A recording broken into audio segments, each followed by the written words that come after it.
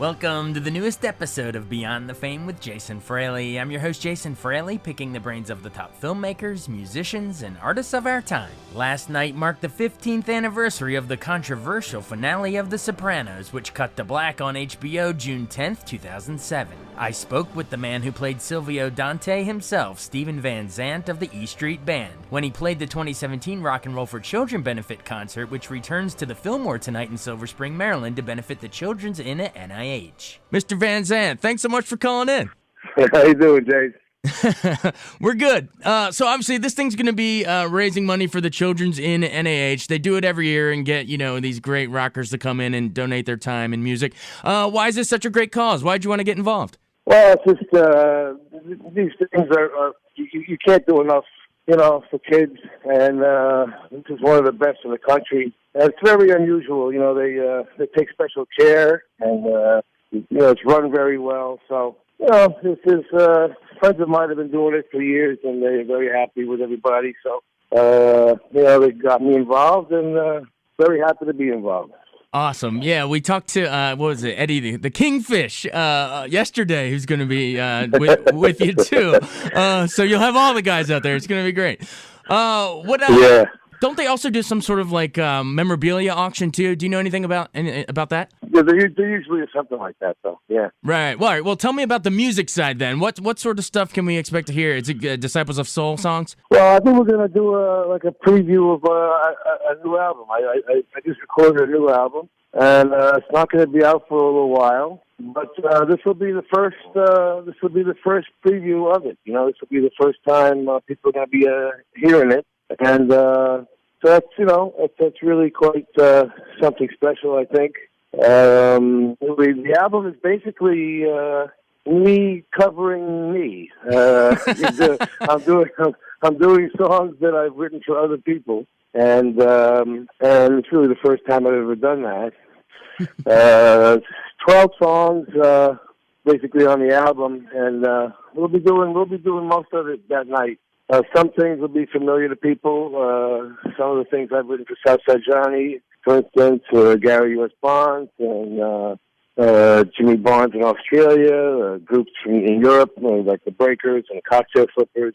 So it's various things that I've written for other people, and a couple of covers that I didn't write. I put one blues thing on the record, which I never really recorded a blues song. By the time we got into the recording studio, we had kind of been through a blues period and had gotten into original songs. So this is the first blues song I've ever recorded, which was a lot of fun. I also have a James Brown song on there that I arranged. So mostly me covering me, and a couple of other covers as well. And this will be the debut performance for all that for whoever's there. Awesome. Yeah, see, the kids and the philanthropists get to hear it first. That's what I'm talking about. So yeah. You're covering yourself. If anyone can cover you, it's hopefully you. When does that album actually come out? And do you have a title for it yet? Well, these days it's a different world now, than it used to be. I mean, we used to deliver these things, and it would be out like a month or two later. Now we got to wait just 4 months just for the vinyl, just to get vinyl, because there's more and more vinyls get more and more popular, and there's not as many pressing plants as there used to be, Yeah.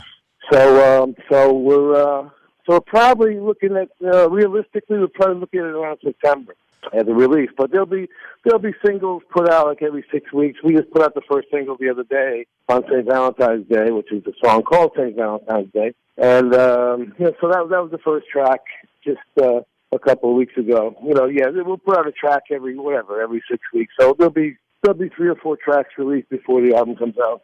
And, I'm going to be touring before that. I'll probably do a European tour somewhere around June, and then come back to America when the album comes out somewhere around September. That's the plan at the moment anyway. Awesome.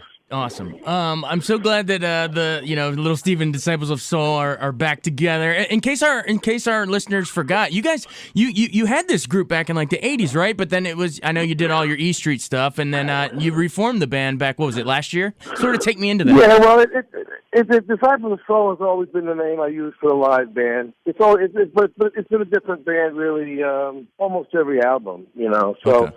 Some guys come and go. You know, Eddie Mannion might be the only one that's been there pretty consistently. But you know, the guys change. You know, they're interchangeable from album to album, tour to tour. You know, this is a bit of a rebirth, though. This is a bit of a, you know, I haven't visited the artist, you know, formerly known as Little Steven, for a long time. You know, it's been probably I don't know, 15, 20 years since I toured or played or, you know, put out something of my own. So this is a bit of a rebirth, and it's going to be I'm going to keep it together. I'm going to continue to be touring and putting out records again and getting back into the business. But time not by leaving the E Street Band. I'm going to stay in the E Street Band, and you know, Bruce will probably tour every other year or so. And then when the E Street Band's not touring,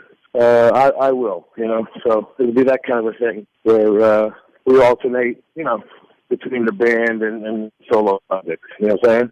Yeah, absolutely. Just kind of back and forth. Well, it's you definitely, even if Little Steven's, you know, it's been years since you've been officially, you know, touring under that moniker. I mean, you're definitely not rusty. You and Bruce, man, how do you guys put on those 4-hour shows? I think I saw you at Nats Park, and it was like 4 hour plus. Like that. How do you do that endurance? It's insane. Yeah, it's pretty nutty. I gotta agree with you. But I don't know. You know what I mean? He's a little crazy, you know, and he's our leader. So you try and keep up, man. That's all you can do. And you know, he's very inspiring. I mean, he's in such great shape. And you know, we've never lost our enthusiasm. The truth of the matter is, you know, we go on stage. The same way we were on stage when we were 16 years old, or 26, or 36. You know, we go on stage fully intending to do, you know, the best show anyone's ever seen. You know, the best show we can do, and we've never really lost that. You know, we never really started taking it for granted or taking the fans for granted. None of that. You know, so it's a very it's a great relationship we had through the years with our audience, and it's wonderful. So, you know, and now it's time for me to rebuild a little bit of my relationship with my audience. I mean, you know, I will not be doing 4-hour shows. I want to tell you that right now. but let me, you know, this is going to be obviously a different thing. But it's, you know, it's wonderful to have both things going. You can express yourself on the one hand, and then do the E Street Band thing, which has become such an institution now and such a relationship with the audience. Nothing quite like it. You know, we go out there and very spontaneous, a different show every night with the E Street Band, and we'll take requests from the audience. And, you know, it's a wonderful relationship that's been there for so many years, and now it's time for me to rebuild. You know, yeah, my for sure. thing, so. You mentioned how, you know, it's a different show every night and you take requests from the audience. I can't remember what the song was, but there was like a viral video going around, like I'd say a week or two ago, where it was a song you guys never tried before, and it takes you a little while to get it down, but then you nail it. Do you remember which one I'm talking about? No, I can't remember the song. Yeah. That sounds like, you know, I mean, honestly, it's like, yeah, that's like a normal routine for us. Oh, but it's just great how you guys can. It's great how you guys can adapt to whatever they throw out in the audience. It was incredible. Awesome. Definitely. Well, thanks so much for joining. Before you go, I have to ask you about Silvio. Is he in the Sopranos? Is he still in the coma or what? You're one of the few that we think survived. No, he's definitely still breathing. Don't worry about that.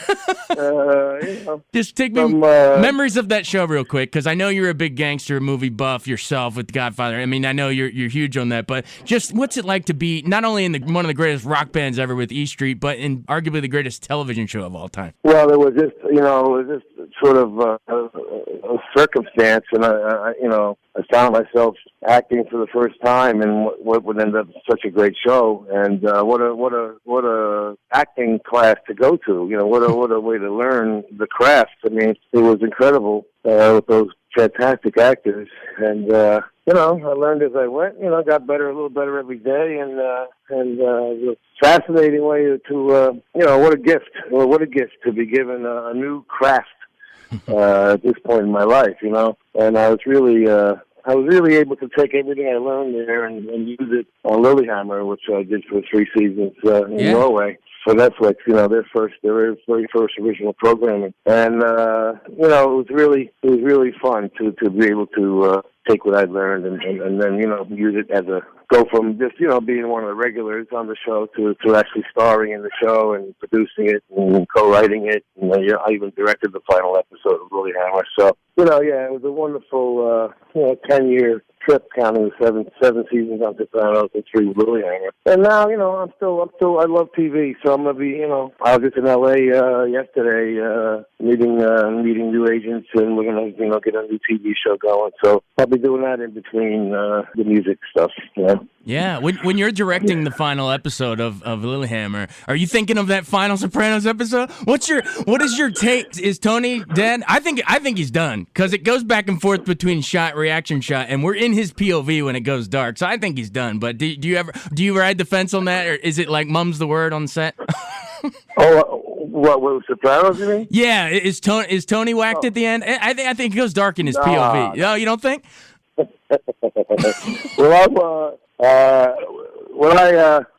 was a great article, I think it was in Vanity Fair some years ago, where they went and you know, interviewed all of the actors from Sopranos, and I think that article ends with me talking about that final scene. And, you know, everybody always asks, how did it end? How did it end? I said, okay, I'm going to tell you, this is the definitive version of how it ended, okay? And I said to them, are you ready? They said, yeah. I said, okay. The director yelled cut, and the actors went home. That's how it ended. Let's keep the mystery alive. That's the beauty of it, baby. All right, well, bring it. That's right. Bring it back to the rock and roll. You know, just final question. You know, if our listeners have heard this, they've seen you on TV, they've heard your music. You know, why should they come out to this event? This event is extremely it's extremely important to support what you know, the NIH, you know, National Institute of Health and the Rock and Roll for Children, what they're doing. It's just something really special and very, very worth supporting. And that alone, you know, is good enough reason to come. Like I said, you're going to get a debut of most of my new album, and you know, we always put on a good show. The band's going to be terrific. There's going to be great music all night long. Not just my part of it, but you know, it's going to be an entertaining show for a very good cause. What's better than that, right? Exactly. You summed it up perfectly, Mr. Van Zandt. Little Steven, thanks so much for joining us. It's an honor. We'll see you out at the show. Yeah, all right, man. You got it. All right, take it easy. Steven Van Zandt on WTOP. Thank you. Thanks so much for joining us on Beyond the Fame with Jason Fraley. Remember to hit the subscribe button and give us a 5-star rating if you like what you hear. We'll see you next time.